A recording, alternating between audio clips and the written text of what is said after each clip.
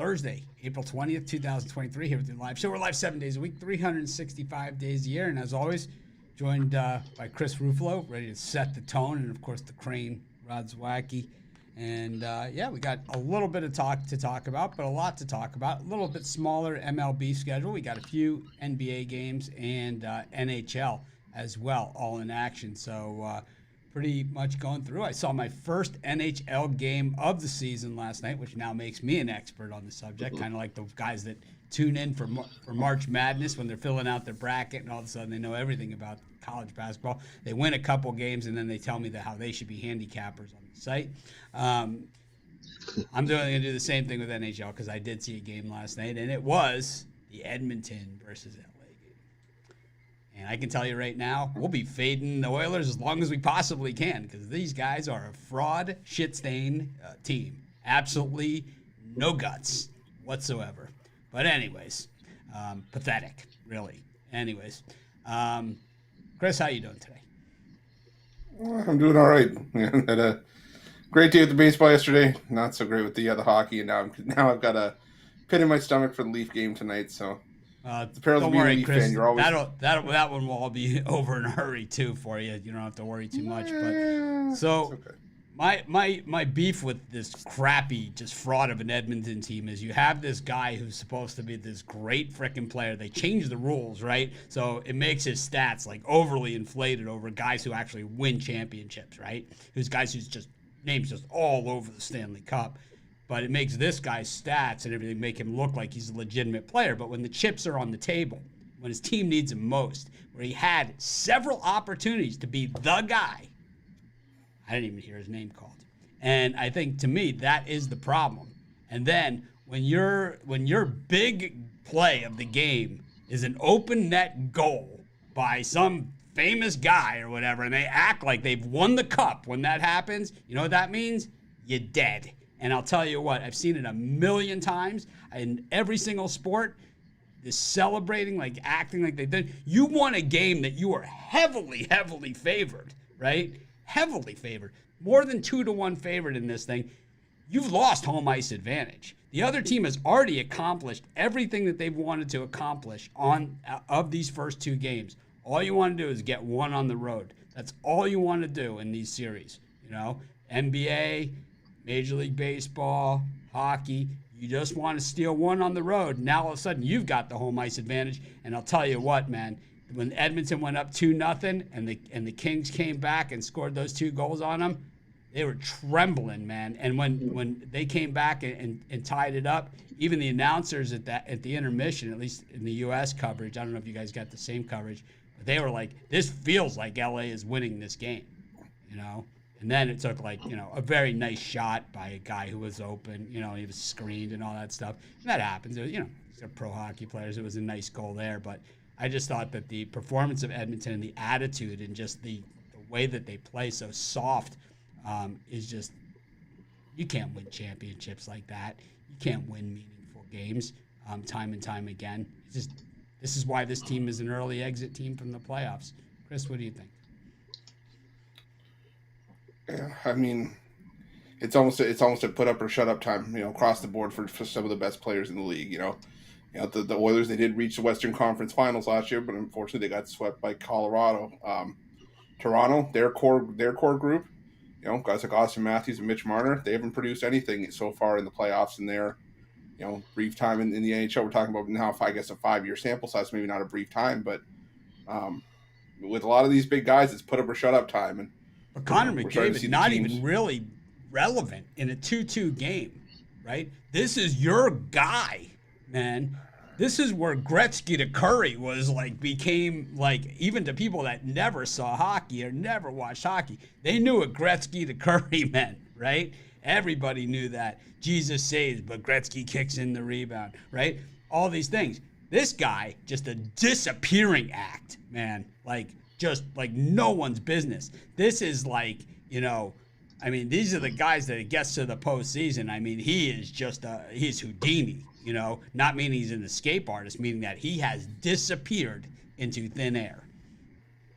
I mean, am I missing something here? Thin air. Oh, yeah, you're way off base on this one. Not even close. Who had the most shots on goals for the Oilers in that game last night? How many hit the back of the net? How many shots on goal? Right, you have a goalie in there. It's not like he was shooting it in an empty net. Oh, three other people managed. Saves and key goals. How many shots on goal did McDavid have? I don't know. I don't keep stats. 6. He led the team with shots on goal last night. How many in the third period? How many hits did Edmonton hit the Kings with? How many hits? I don't know. With body checks that they snot beat the Kings with. They didn't pass the eye test. I'll tell you that much. They're going to get their ass kicked.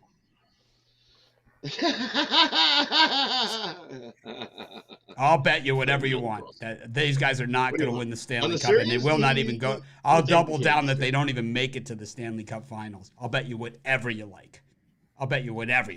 I've seen this a million times. These guys are a fraud. They're not even close. It's like they're not even in the same sentence of the great NHL teams that win cups, because those guys that win Stanley Cups are so gritty, man. They're so gritty. What? You won it? You won a game. We're in round 1, game 2. I know. And this should be your easiest matchup of the entire playoffs, and you guys are struggling. Well, this is a conference. This is a conference matchup. These teams play each other 4 or 5 times a year. They know each other well. They love to beat up on each other. This is not one of your. They just meet these teams. They didn't just play these teams. They all play. These games have always been close between the Kings and Oilers. They all grew up playing each other. They all know each other. It's always like that. Of course they do. Always. They always do. This is a conference matchup. I just think this team is just. I just think this. You're not playing one versus. I can admit it when my Miami team isn't going to do it. Like I knew the Dolphins weren't going to do it. So I don't even want hope. It's like, but this team is way too soft, man. The teams that win. Why? Because you lost one game. What's soft? How many hits did they hit? How many body checks did the Oilers dish out last night? You tell me. No, it's not soft. Telling you, from 61 someone body checks is soft. You didn't watch the Oilers. Let's bet. I have. Let's bet it up. Let's bet it up, Rod. Let's bet it up. I'll go whatever you like. I'm not betting. I'll go. What you name the number? I'll bet you whatever you like. Whatever you like. What? The Kings are going to win this series? No chance the Kings are going to win this series. I'll bet you on that, but I'm not going to bet that the Oilers win the cup. I already have that bet, so I'm not going to bet you anymore. Okay. That would be silly and foolish of me to put another bet with you that the Oilers are going to win the Stanley Cup. I've already got money on that. So why would I put more? Just burn it now. In your eyes. All right. Well, I am an expert in the sport, and this is what I do. Totally. They don't call me Mitchy Pucks for nothing. All right. Now that we've cleared the air. He doesn't want to bet on the series there, Ronald Odom. He doesn't want to bet on the series. He wants to bet that the Oilers go all the way. He wants to make that bet with me, and I'm not making that bet. No, I'll bet you the series. I'll bet you the series. No problem. I'll bet you that. But that you have to give me odds. I'll take the that you'll have to give me odds. Just like I would have given you odds on the other way. I don't have to give you odds. Yeah, you do. There's odds at the book. I'm not going to give you. I'm not going to give you a +1.5 on the series. No. Now there's stipulations. Yeah, not that. Money line odds. You don't have to give me games. I'm not giving you money line odds on that. You want to bet that the Kings are going to win the series because the Oilers are soft as. All right, I'll bet you. Then we can only bet like a hat or whatever. I'll bet you the hat. Okay, I'll bet you a hat. I'll bet you that. Well, of course, mine will have to be a crown because it will be the King's crown, and yours can be the Connor McDavid Al Nino's T-shirt. All right. Deal. Guy's he's just so annoying, man. I hate guys that have these overperformed stats because they changed the rules, right? I mean, he's clearly not a good player, right? Like an all-time great. No, he's not. The all-time greats in those games, I'm telling you, I've been watching hockey my whole life, even though I watch it very sporadically. I've seen it in every era throughout the last, my entire life. And I can tell you, in a game like that, in a 2-2 game, you know who scores that goal to make it 3-2? Guy Lafleur, every frickin' time. 100% of the time. he scores that goal. And it pisses everybody off because everyone knows he's going to score it, and he scores it anyway because that's what he does. They always have depth this year. They have 12. How many game-winning goals in the playoffs did Guy Lafleur score? Chris, how many? More than one? I think a couple. Couple. How many cups does he have his name on? That's a good question. A bunch. How about what does a crap ton mean anything to you? Yeah. I think it's. Let's see, Guy Lafleur, 5-time Stanley Cup winner. Damn right he was. How many times was he the MVP of the thing? Once. Only once, huh? How many Stanley? 76. 76. 76, 77. How about 2-time MVP, 3-time goal scoring leader.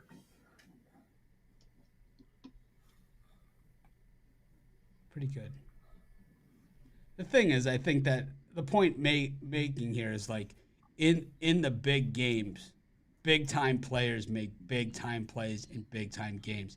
In those Blackhawk runs, Patrick Kane put that puck in the net. He was the guy, you know.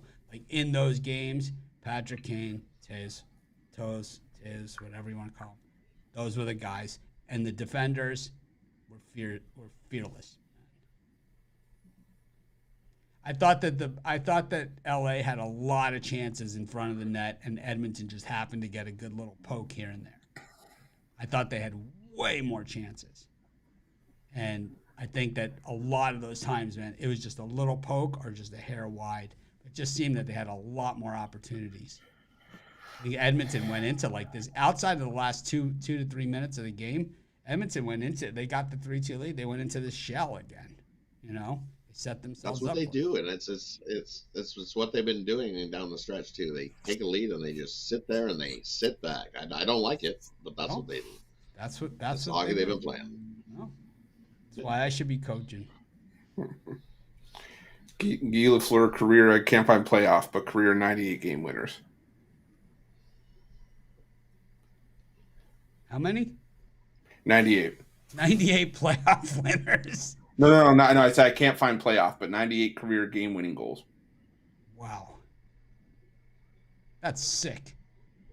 That's like Jordan numbers. Oh, here, hold on. Let me see. Hold on. I can find it here. Give me a sec. 14 career game-winning goals in the playoffs. Who's got the most? Gretzky? In playoffs? Yeah, he's got 122 goals in the playoffs now. Oh, he's pretty good. I think he's.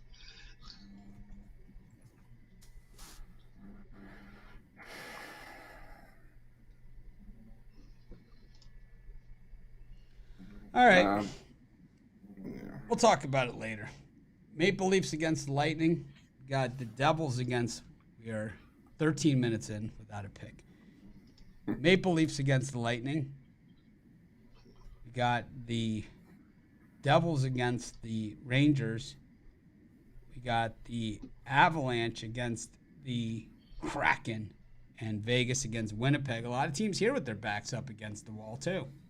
We see it in the NBA, too, in these series. Yesterday in the NBA and in, the teams that needed it got it, that had taken it on the chin at home. But, we got a Maple Leafs team here now, minus 175, Chris. You got the Devils, who, they go to Madison Square Garden. They're dead. Dead. They're dead anyway, right? They already lost one at home. Unless Brodeur's coming out of retirement. Right. I don't see that happening. Avalanche. That's the best bet for the comeback of being down 1-0 is the Avalanche, right? Been there, done that. They have a lot of the same guys back from last year. It's weird. Like in the Stanley Cup, it takes a little bit to know what takes to get there. You know, Gretzky got swept in the finals the first time. Yep. Chris, what do you think of this card? Well, I guess didn't mean to wake you up. No, you didn't. Gotta no, talk you did about. I got him to give a pick. It's like it's only. No, we're only 17 minutes in. Normally we go at least 20. No, it's not even that. No, it's not that. I'm just sitting here, just as the innocent bystander, watching the everything fly back and forth. I was a little bit upset I didn't have my popcorn with me, but you know what? I'll do it. I'll go with the Leafs in regulation. This is put up or shut up time for the Leafs. If they don't win this game, I almost think you can maybe stick a fork in them, because this is must win if I've ever seen it for the Leafs, because the Tampa Bay Lightning, they've been there, done that. The Leafs, all they've heard about basically the last 48 hours has been just how bad they looked in Game 1, and I don't think that they're going to want to let they're not going to let the Tampa Bay Lightning come out flying like they did in Game 1, score a minute into the game. So I'm going to go with Toronto. I think it's bounce back spot here. Like I said, if they don't win this one, yes, I'm almost ready to stick a fork. Do you think it's like the scene in Rudy, like where the coach, where Dan Devine says to them in the locker room before Rudy heads out to the field, "We're not going to let anyone come into our building and push us around." I think even though they pushed us around last game. I honestly think it's just these guys are sick of losing, and they have to look in the mirror, because there's been no one else to blame but themselves. The GMs put them in the best possible spot to win games. So are you saying that there's some players in this locker room that have some serious soul searching to do? We're not going to mention any names because they know who they are. If they don't win this game, absolutely. Well, even if they do win this game, they still have lost home ice advantage to a team that knows how to get it done. I mean, that's the whole thing. Also, is like, all you hope to do on the road is win one. If you can win two, then it's like, oh my God, right? But if you can win one, then you've swung home ice.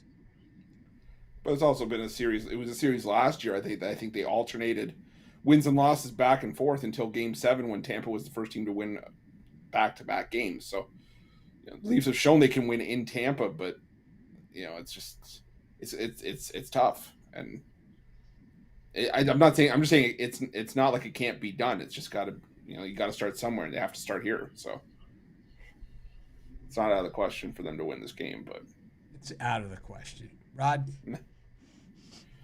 Right, enough of this nonsense. Let's get back to some serious discussion here. I mean, it's hard for me to take you seriously, Chris, when you start talking like that. Rod, what do you got? If the Leafs don't win this game, they better just pack their stuff up and not come back. How about this? If Chris takes the Leafs again and they get it handed to him, or if they get handed to him, he's got to wear the glasses with the big nose and the mustache. Because it's like, if we can't take him seriously to begin with, you might as well at least wear the glasses with the nose and the mustache so we can all have a nice time of it. Everyone loves that bit. There's not a person I know that doesn't like the big nose with the glasses and the mustache. Big nose with the glasses and the mustache.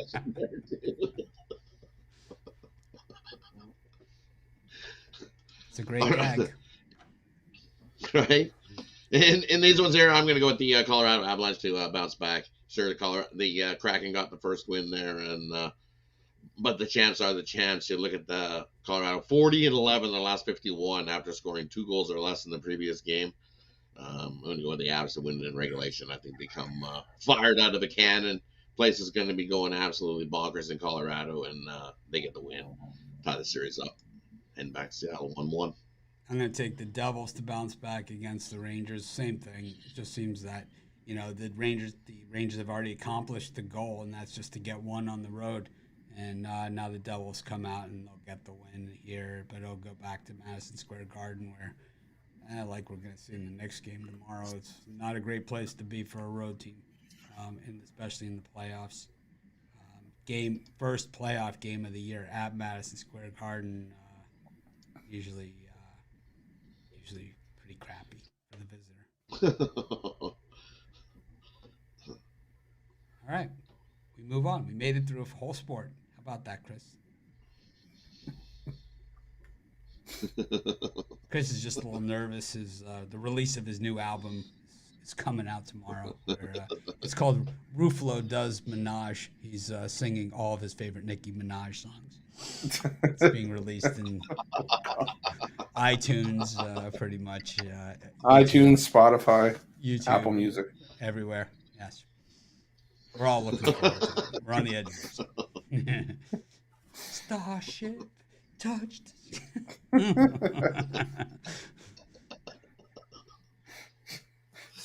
gonna do Nicki Minaj at karaoke. Why not?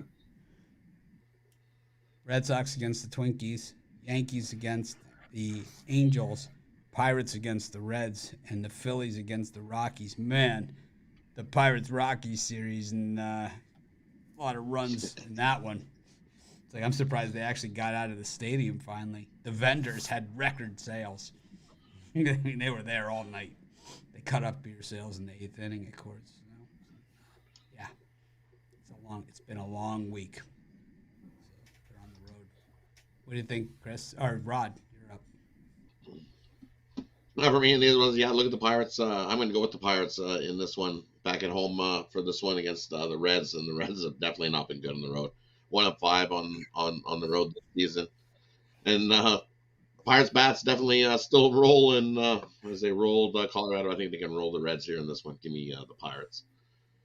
I don't know if either of these two starting pitchers equate and who gets the win. I like the over as well. I think runs come early and often between the Reds and Pirates. So I think the Pirates and the over. I don't know. Luke Weaver for Paul Goldschmidt still looks like a pretty good trade. You look at these trades and it's like at the time you knew it was a bad deal, and you look at it now and it's like it's even worse. You know, this is like Austin Gomber, the Gomber for Arenado trade. You give up Austin Gomber and Luke Weaver, you get back Paul Goldschmidt and Nolan Arenado. Yeah, that's a pretty good haul, I'll say.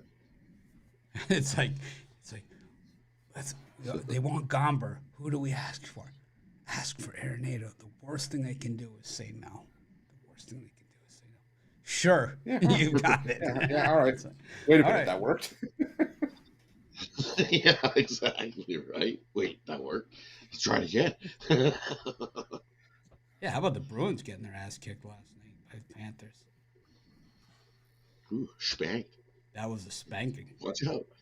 It was the best part about it. My favorite part about that game is how excited the Bruins fans got when they scored the second goal. That was the best part of it. It was like they were so excited they acted like they won the cup. Like we know we got this thing. You know, it was basically the attitude that they had, right? It was like, we know we got this, right? And it's like, I don't think so. How about the barrage of goals? Oh, my favorite thing in hockey also happened last night in that game. It's when the goalie rolls around on his back, right? And kind of turtles like around fish out of water. Yeah, my favorite thing in hockey is that it's better than the third man in on the fight. It is. It's like it's like he comes out. It's better than like when the goalies fight. There's a bench cleaning bar and the goalies fight. It's better than that. It's like comes in for the goal. The goalie like tries to stop it. He ends up on his back like all the way around, and then the guy goes flying right into the net. You know, with the puck, he just skates all the way in. Oh, that was awesome. Really, one of my favorite things. The goalie does the scorpion. He's like, it's like, what exactly do you think is going to happen when you enter that position? It's like, I don't know. You're going to become a meme. Is my guess. Yeah, exactly right. Assume meme position. I'll take the Angels on the run line versus Nestor Cortez and company. The Yankees really struggling against the AL West, and the Angels on the run line. Is it like Yankees like haven't covered a run line against the AL West in like since the Truman administration? I'm gonna take the Angels in this one, plus 1.5. Chris. Yeah, I'm gonna take the over in Colorado Philly. I just don't trust the starting pitching matchup. And even if Matt Strom does have a decent outing like he has a couple times this season, he's still got to hand it over to the Phillies bullpen. Still has the third highest ERA in baseball. I think the Phillies tee off on Ryan Feltner here, and I think this game gets easily into double digits. I'm going to roll with the over.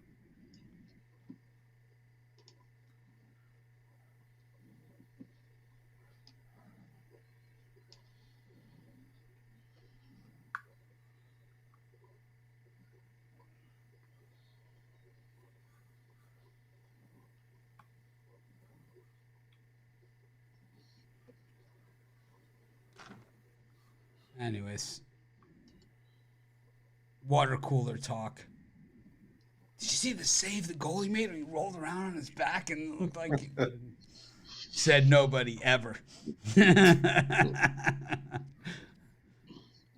you see the Winnipeg guy that got a skate to the face and took 75 stitches and came back out and played? That's what he did. Game 1. Got a goalie skate right to the face. Took 75 stitches. Didn't see it. Put a mask on and came back out. Put a cage. Back out for the rest of the game. I don't know any other sport that the guy's going to get 75 stitches and he's coming back in. He's coming back in?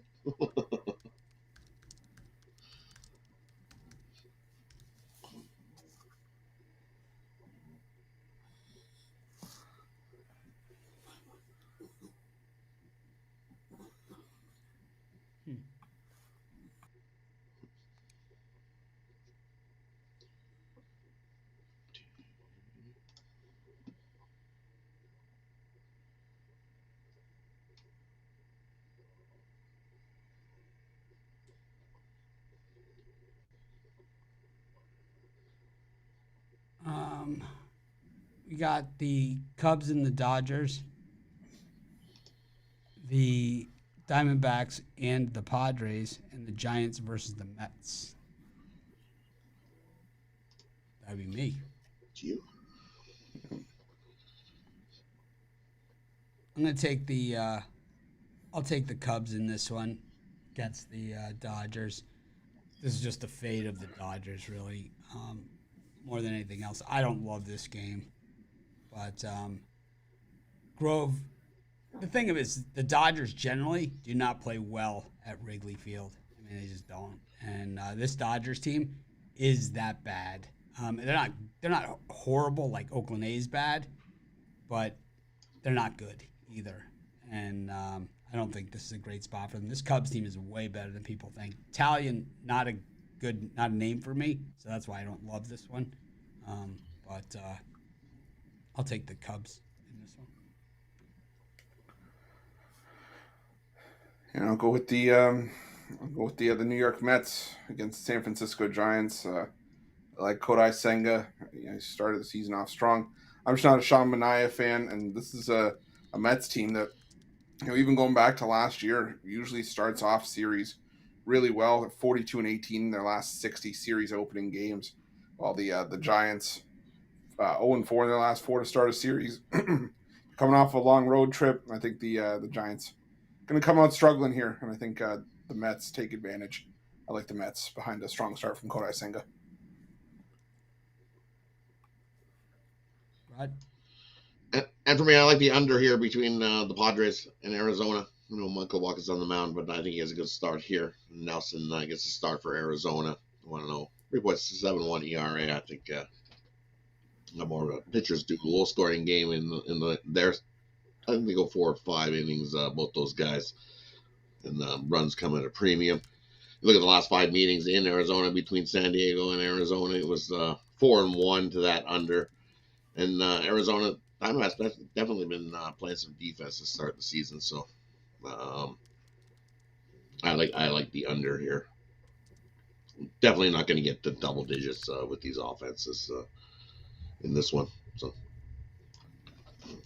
under 9.5, Padres, Arizona.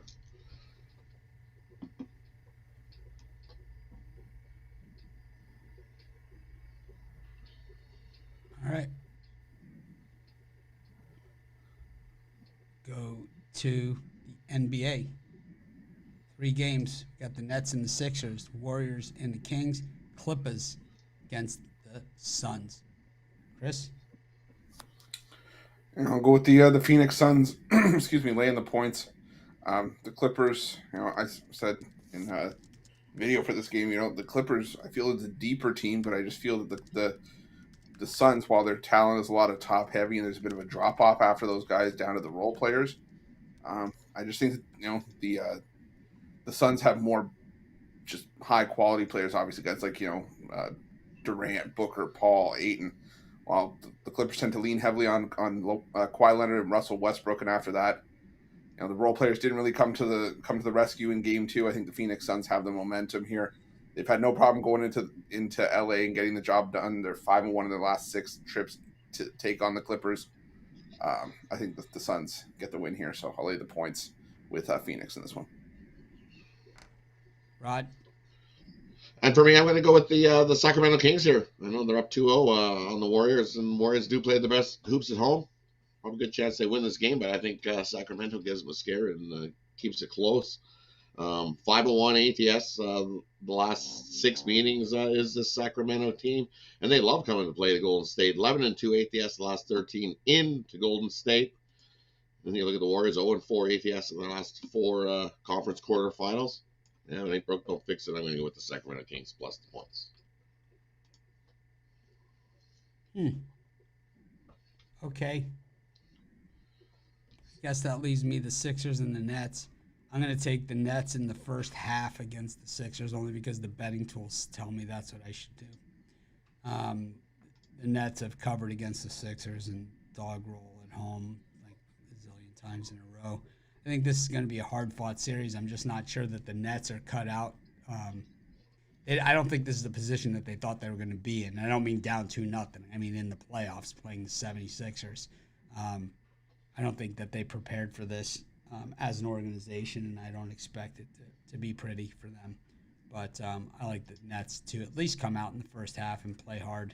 I'll take the Nets in the first half.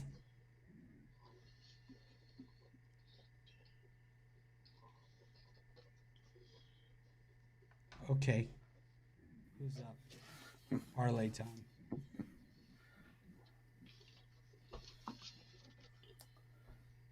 I'll roll with the Phoenix Suns.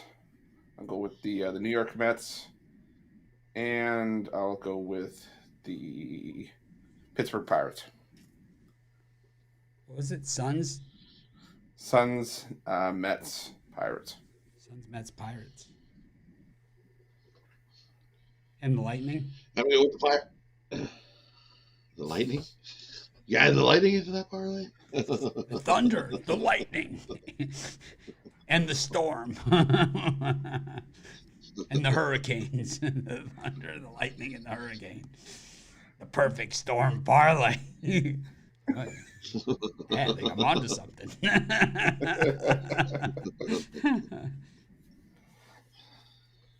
Yeah, you could throw in the Storm. 14 parlay.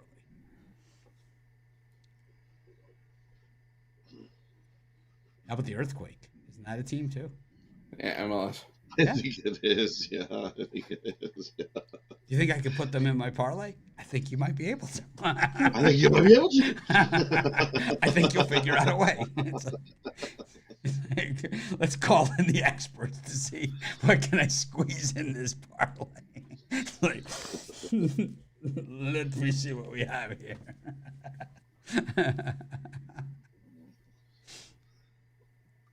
No, I do not think that the Blue Jackets would be appropriate at this moment. How about the Avalanche? Would that fit in with that? Yes, because that's like it's a disaster. It's an avalanche is like a disaster. Yeah.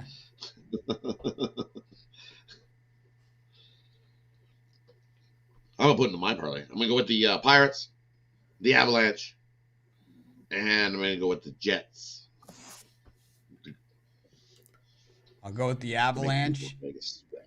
Avalanche, the Lightning, and Avalanche, Lightning, fits organically in that mixture. What we have to work with. Chicago Cubs. They are a natural disaster. What are some safe bets for today? Put a little something on the Lightning. Thank me later. We should do a thank me later video. That would be. Maybe I'll add that to the mix. Did you catch Mills's prop video yesterday? I saw it. It's good. Did a nice job. Yeah. He has his own style. It's like I talk like that. People say I talk too much. Mill says it. It's cool.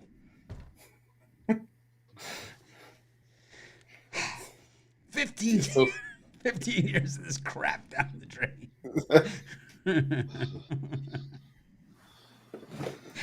8 years of college down the drain. 7 years of college down the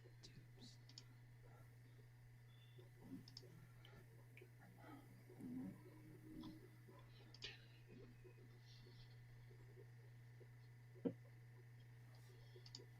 All right. Anything else you want to say for yourselves? Go Leafs, go. What are you selling today? Anything? Yeah, I got a $19 NBA slam dunk, and then that's part of my hoops and hockey 3-pack for tonight as well. $39.95. Hoops and hockey. Yeah. I need a good 4-leg. Any ideas? Well, I got an idea for you. It's called Why Stop at 4.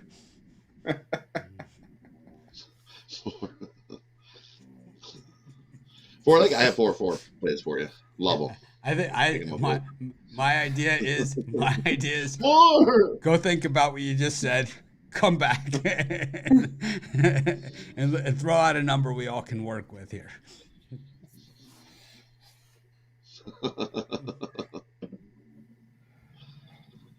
Thanks everyone for joining us, making a winning day. We appreciate each and every one of you. This could go on.